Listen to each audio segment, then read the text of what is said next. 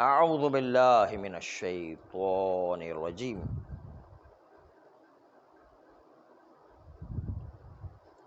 بسم اللہ الرحمن الرحیم وبہ نستعین وہو خیر معین۔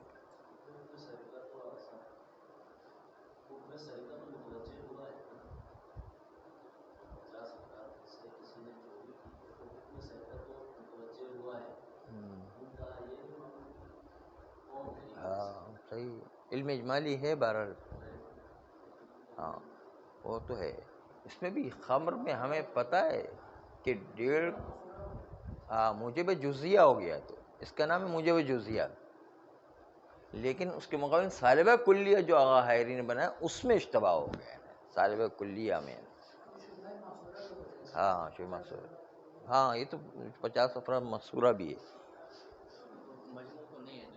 ہاں فرق کو مد نظر، واقع میں فرق کو مد نظر رکھا جاتا ہے شبہ غیر مقصورہ میں، اس لیے جو ہے اشتباہ ہو گیا ان سے۔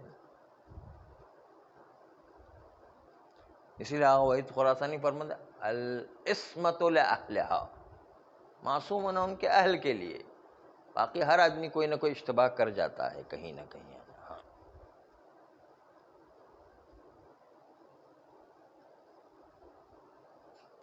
گفتگو چل رہی تھی اس دودھ کے بارے میں کہ جو مردہ حیوان کے بدن و تھن سے نکلے، آیا وہ پاک ہے یا نجس؟ آغا شیخ مرتضی انصاری علیہ رحمہ نے دودھ کے پاک ہونے کی وہی تمام دلیلیں ذکر کی جو ہم نے آپ کے سامنے پیش کی، لیکن آخر میں آ کر کے انہوں نے کہا کہ نہیں، دودھ نجس ہے، دلیلیں پیش کی پاک ہونے کی، پھر حکم لگائے نجس ہونے کا، صرف ایک قاعدے کی وجہ سے۔ وہ قاعدہ کہ منجسیت النجس، کہ نجس جو ہے اس سے ملاقات کرنے سے دوسری چیز بھی نجس ہو جایا کرتی ہے، یعنی تھن سے جو مردار کا جوز تھا، نجس تھا، اس سے دودھ نے ملاقات کی ہے، اس کے نتیجے دودھ نجس ہونا چاہیے، اور یہ قاعدہ مسلمہ ہے۔ یہاں پر آ کر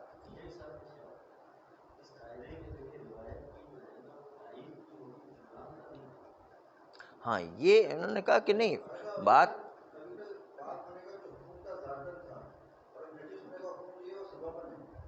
ہاں لیکن حکم شرعی کیا لکھیں گے، پاک لکھیں یا نجس لکھیں، یہ دیکھنا ہے۔ ابھی فی الحال کیا کریں، اس کو نجس مانے یا نہیں، نجس مانے کہ نہیں؟ وہ کہتے ہیں نجس ہے، منجسیت النجس کا قانون چل کر کے نجس ہو جائے گا، اگرچہ کہ یہ قانون منجسیت نجس کا قانون مخالف ہے صحیح روایت کے اور موافق ضعیف روایت کے، تو ضعیف روایت کا جبران اس قانون کے ذریعے سے کریں گے اور اس کے نتیجے میں اس دودھ کو نجس قرار دیں گے۔ کہتے ہیں اگرچہ کہ پاک ہونے والی روایت صحیح و موثق ہے، لیکن وہ قانون کے خلاف ہے، اس لیے اس پر عمل نہیں کریں گے، بلکہ جو ہے وہ روایت جو قانون کے مطابق ہے اس روایت پر عمل کریں گے۔ یہ ان کا بیان تھا، یعنی شیخ مرتضی انصاری علیہ رحمۃ۔ ہاں ذات پر حمل کرنے کے بعد وہ کہتے ہیں کہ بھئی یہ اب جو ہے تھن سے لگ جانے کے سے نجس ہے، بس ختم، نتیجہ تو نجس ہو گیا نا، حکم تو لگائیں گے نجس کا ہے نہیں، انہوں نے نجس کا حکم لگایا ہے نہیں۔ فرماتے ہیں کہ یہ بات ذرا سی اس لیے دو اشکال اس پر وارد ہے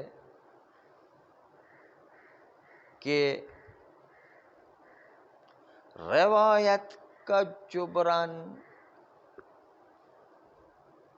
اگر شہرت عظیمہ کے ذریعے سے ہو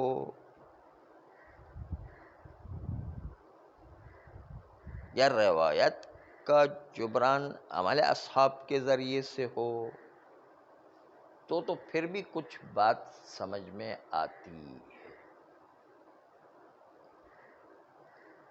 لیکن جب روایت کا جبران کسی تیسری چیز سے کیا جائے تو روایت کا جبران قابل جبران نہیں مانا جائے گا. اور غریب اور عجیب بات یہ ہے کہ روایت ضعیفہ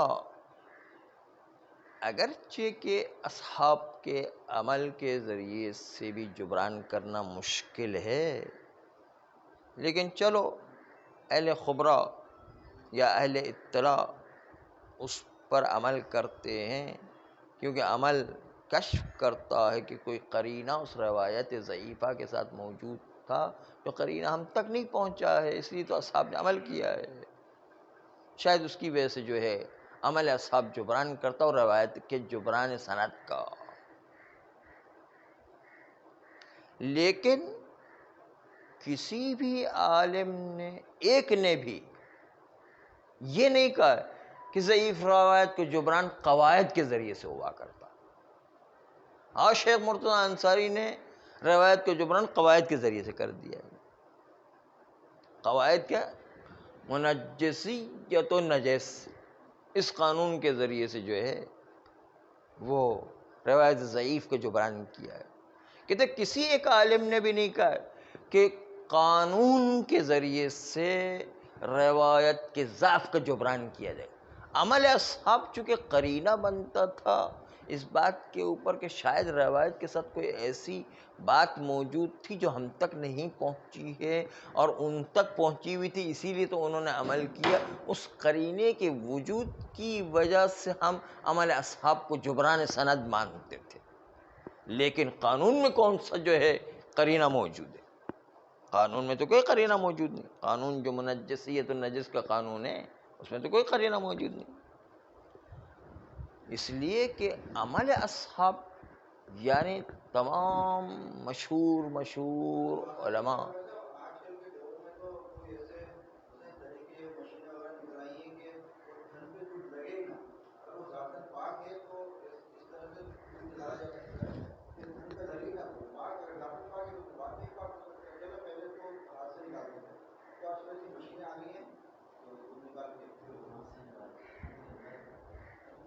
تھن کا اندر کا حصہ لگا ہے کہ نہیں؟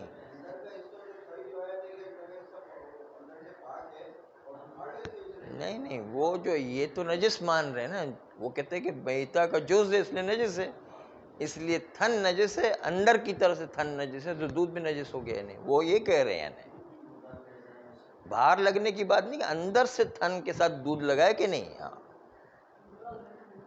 یہ تو مردار کا جز ہے اس لیے جو ہے نجس ہو گیا. نہیں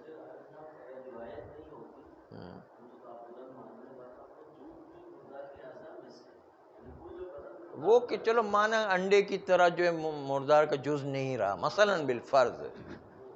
ہاں وہ اس طرح سے مانتے کہ جس طرح پنیر ہے، جس طرح انڈا ہے، وہ جو مردار میں سے نکلتا ہے اس کو جو انڈے کو دھو لے تو پاک ہو جائے گا. نہیں، ہاں تو دودھ جو ہے وہ تو اندر کی طرف تھن سے لگا ہے اور وہ نجس مانا ہے. اگر جو تھن کو نجس مانا ہے تو دودھ بھی نجس ہونا چاہیے. آغا شیخ انصاری کہتے ہیں کہ منجسیت نجس کا قانون ہے کہ تھن سے مردار کے جوز سے لگنے کے دودھ نجس ہو گیا ہے خود بخود ہی.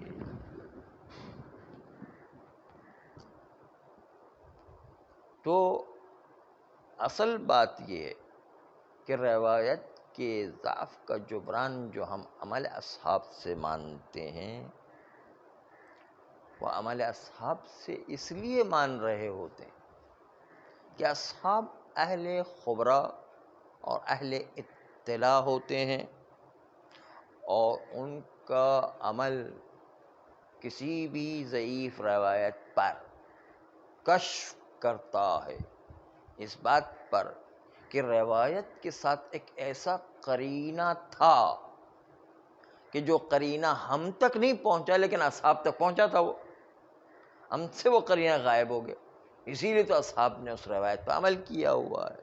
ضعیف روایت پر عمل کرنا جبکہ اس کے مقابلے میں صحیح روایت موجود ہے، پھر بھی ضعیف روایت پر عمل کرے تو اس کے اندر کوئی قرینہ موجود تھا، اس کے اندر وہ قرینہ ہم سے غائب ہو گیا۔ اس قرینے کی وجہ سے ہم عمل اصحاب کو جبران سند مانتے ہیں، اور یہ قرینہ قانون اور منجسیت النجس کا قانون، اس میں کہاں قرینہ ہے کہ جس کی وجہ سے جبران سند ہو سکے؟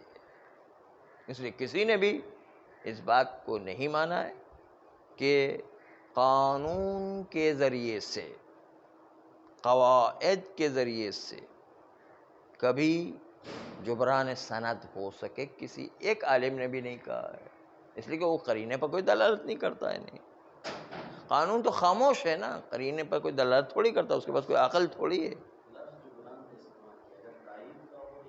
ہاں، تائید کو الگ مطلب، جبران کا مطلب ہے دلیل، جبران کا مطلب تائید نہیں ہے، خالی تائید ایک الگ چیز، تائید یعنی مستحب، جبران کا مطلب واجب ہے، یعنی اسی کو پر عمل کرو، یعنی ہاں، جبران جو ہے وہ واجب کے مرحلے پہنچا دیتا ہے۔ بس اس لیے ہم جب جبران سند کو قواعد کے ذریعے سے مانتے ہی نہیں، کوئی بھی نہیں مانتا، حتیٰ خود آقا شیخ مرتضیٰ انصاری نے اپنے محل میں اعتراف کیا کہ قواعد کے ذریعے سے جبران سند نہیں ہوا کرتے، خود بھی مانتے ہیں موجبات جبران سند میں سے قواعد کو خود ہی جو ہے کہتے کہ نہیں ہیں، بلکہ دیکھا جائے تو یہ قواعد عمومیت و اطلاق رکھتا ہے۔ یہ عمومیت و اطلاق فی نفس ہی امر معتبر ہے،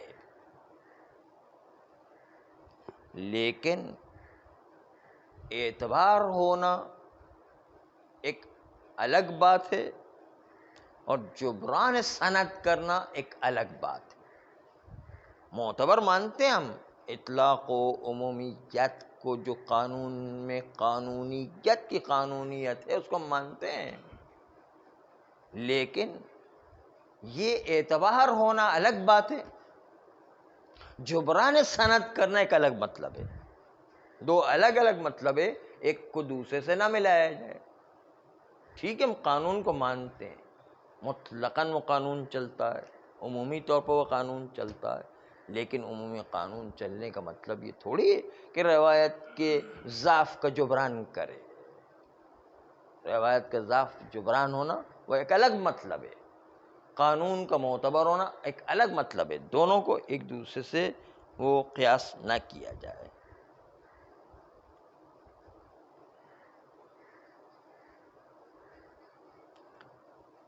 پھر کہتے ہیں کہ روایات صحیحہ جو مخالف قانون ہو اس پر بھی عمل نہیں کیا جائے گا۔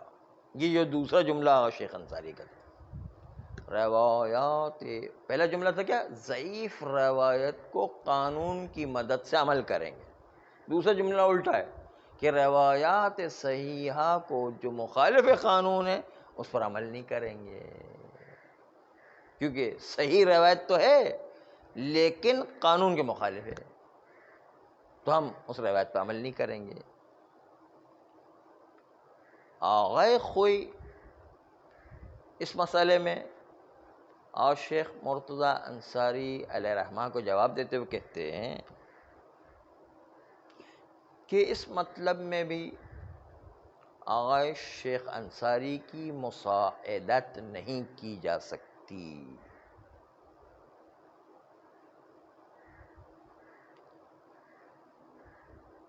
اس لیے کہ روایت صحیح کے مقابل میں اعراض اصحاب ہو تو اعراض اصحاب سے ممکن ہے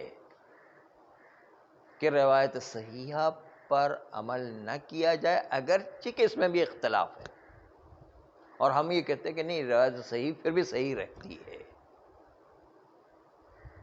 روایت صحیح کا اعراض اصحاب کے ذریعے سے اس کو توڑ دینا، روایت صحیح کو اعراض اصحاب کی وجہ سے یہ پھر بھی ممکن ہے، لیکن روایت صحیح کو توڑ دینا قانون کی وجہ سے یہ کسی نے نہیں مانا ہے۔ روایت صحیح کو کسی قانون کی وجہ سے توڑ دینا یہ کسی نے بھی نہیں مانا۔ عمل اصحاب کے ذریعے سے کچھ لوگوں نے مانا ہے، اگرچہ کہ ہم نہیں مانتے ہیں، لیکن پھر بھی کچھ لوگوں نے مانا ہے۔ چلو پھر وہ بھی ایک سمجھ میں آنے والی بات ہے کہ روایت صحیحہ کو توڑ دیا جائے کیونکہ اصحاب نے اس سے اعراض کیا ہے، پھر بھی یہ بات کچھ سمجھ میں آنے والی ہے۔ لیکن روایت صحیحہ کو مخالف قانون ہونے کے اعتبار سے توڑ دینا یہ کوئی سبب نہیں رکھتا، اور وہ کسی نے بھی نہیں کہا ہے کہ روایت صحیح کو قانون کی وجہ سے توڑ دیا جائے گا۔ اور یہاں پر جو طہارت لبن، دودھ کے پاک ہونے والی جتنی بھی روایت ہے وہ روایت صحیح بھی ہے اور موثق بھی ہے۔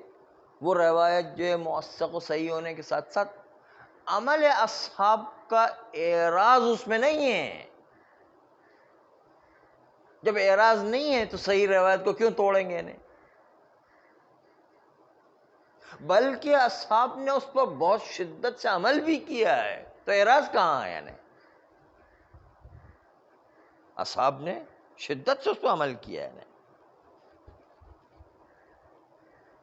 بس ہمارے مقام میں دودھ والے مسئلے میں روایات صحیحہ موثقہ موجود ہے، اس سے اصحاب نے عمل اعراض نہیں کیا، بلکہ الٹا مطلب ہے کہ جماعت اصحاب نے انہی روایات پر اعتماد کرتے ہوئے فتویٰ دیا کہ وہ دودھ پاک ہے، بلکہ اکثریت علماء و اصحاب کی اس بات کی طرف جاتی ہے کہ دودھ کو پاک مانا جائے، مردار کے بدن سے نکلنے والا جو دودھ ہے وہ پاک ہے۔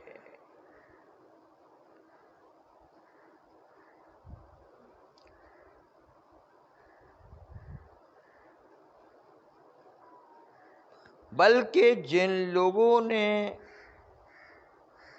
انکار کیا ہے اس پر ان اصحاب نے اعتراض کیا ہے کہ آپ نے کیسے طہارت کا انکار کیا ہے جبکہ صحیح روایت ہمارے پاس موجود ہے۔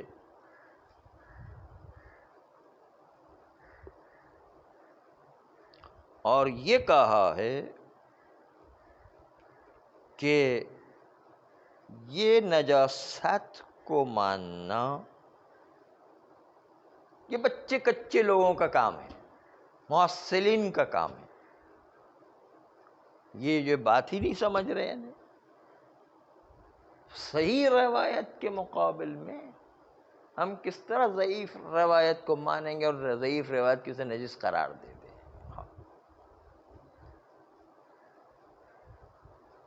شیخین اور شیخ مرتضی انصاری نہیں، سید مرتضی و اتباع، یہ سب کے سب جو ہے وہ پاک مانتے ہیں، اور بچتا کون ہے کہ جو پاک نہ مانتے ہیں؟ یہ بچے کچے محصلین حضرات ہیں جن کو ابھی اس گہرائی کا پتہ ہی نہیں ہے۔ ان پر اعتراض کیا ہے کہ بھائی یہ جو بچے لوگ ہیں انہیں فتویٰ آ کر کے دے دیا ہے اور جو ہے نجس مانا جبکہ وہ نجس نہیں ہے۔ اس کی مثال ایسی جو ہے کچھ علماء پیش کرتے ہیں کہ یہ ایک نصیحت بھی ہے کہ کچھ لوگ قم سے تازہ پڑھ کر آئے ہیں اور بہت بڑی بڑی باتیں کرنا شروع کر دیتے ہیں، اور اس کے نتیجے کے اندر جو علماء وہ اس علاقے میں سالہ سال سے کام کر رہے ہیں اور وہاں سے پڑھ کر کے آنے کے نتیجے جذباتی بات کرنا شروع کر دیتے ہیں، جس کے نتیجے میں معاشرے میں خلفشار اور انتشار برپا ہوتا ہے۔ یہ ایسا ہی ہے کہ کوئی بچہ اپنے باپ کے جوتے میں پیر رکھ کے چلنا شروع کرے گا تو نتیجے دھڑام سے گرے گا وہ۔ یہ نئے آنے والے تازہ جو ہے قوم سے آ کر جذباتی بات کرتے ہیں تو بچے کی طرح ہے کہ جو بچہ جو ہے وہ باپ کے جوتے میں جو پیر رکھ کے چلتا ہے اس کے نتیجے دھڑام سے گرتا بھی ہے نا۔ پھر تو یہ جذباتی جو ہے کام نہیں ہوتا، بڑے سوچ سمجھ کے کام کرنے کی ضرورت ہوتی ہے۔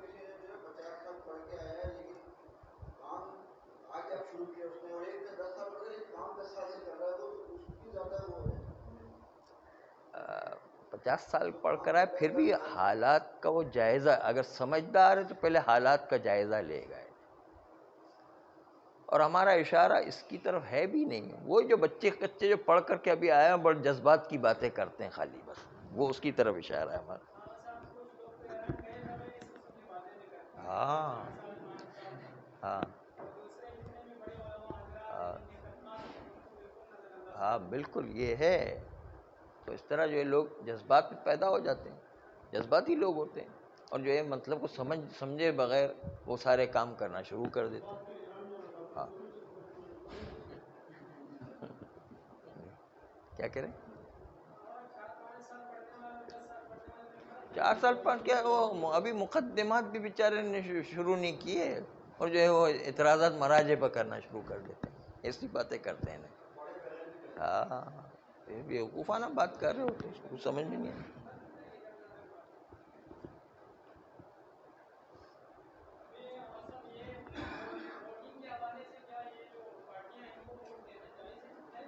جائز ہے وہ جو ہے کچھ ہمارے ایسے جو ہے لوگ ہیں کہ جو فتویٰ دیتے ہیں کہ حرام ہے، وہ اپنی طرف سے دے رہے ہیں،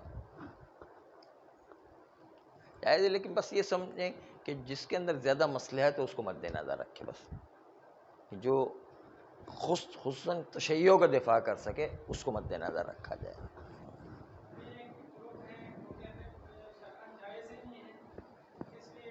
یہ تو فتوے جو پھر یہی والے جذباتی لوگوں کی باتیں ہو گئی ہیں، ساری جذباتی لوگوں کی بات ہو گئی۔ ہاں وہ بچے کچوں کی بات ہو گئی ہے۔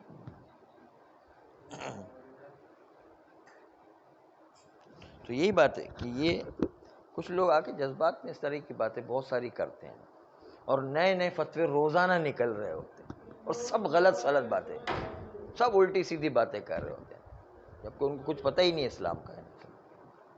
اپنے آپ کو بہت بڑا ہوئے سمجھ رہے ہوتے ہیں کہ ہم جو ہے بہت پڑھے لکھے ہیں۔ تو آئیے مطلب پر آ جائیں۔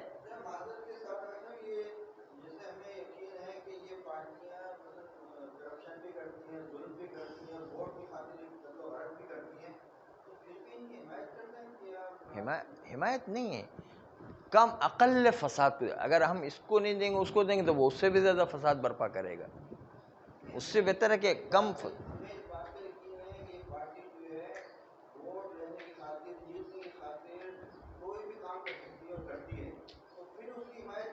حمایت نہیں کر رہے ہم، جو ہے صرف یہ کہ فساد کم ہو، بس یہ ہمارا مطمع نظر ہوتا ہے کہ جو کم سے کم جو ہے فساد جس سے لازم آئے اس کو مد نظر رکھتے ہیں۔ ہاں ہاں ملک وہ کوئی نہ کوئی تو آئے گا ہی، پتہ ہے کوئی نہ کوئی آئے گا، تو جو کم فساد والا ہو اس کو جو مد نظر رکھا جائے، جو سب سے بہتر تشیع کے دفاع کے اعتبار سے سب سے بہتر ہو اس کو مد نظر رکھا جائے، بس یہ قانون کلی ہے کہ جو فساد کم جو برپا کرے اس کو جو ہے آگے لانے کی کوشش کی جائے۔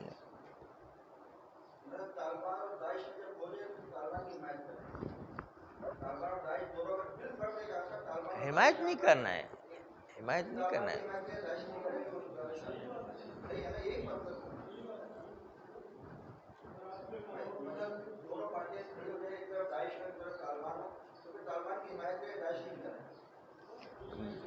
یہ موضوع خلوت کا موضوع ہے، ابھی یہ سب ٹیپ ہو رہا ہے، پوری دنیا میں جا رہا ہے، مسئلہ ذرا اچھا نہیں ہوگا انہیں. تو ابھی اس حد تک چلے، اسی پر اکتفا کریں. صلی اللہ علیہ وآلہ